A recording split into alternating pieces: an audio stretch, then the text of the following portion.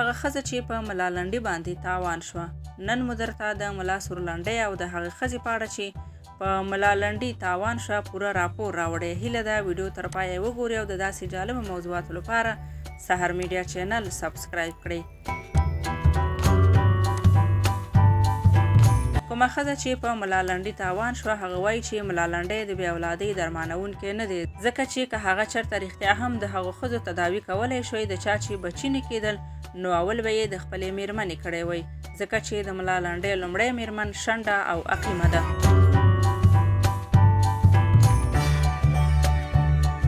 دا ښځه چې ملالنډۍ باندې تاوان شوه دا زیاتوي چې زه د ملالنډۍ دویمه میرمن یم او زه یې ځکه په نکاح کړم چې زه ملالنډۍ ته د تداوۍ لپاره ورغلی وم او هغې راباندې جنسي تېری وکړو. بیا ما کور کې خلک خبر کړل، هغوی غوښتل چې ملالنډۍ او ما ووژني، خو د کلي مشران کېناستل او جرګه یې وکړه. په جرګه کې ملالنډۍ 3 لکه افغانۍ زما پلار ته ورکړې او زه یې هم په نکاح کړم.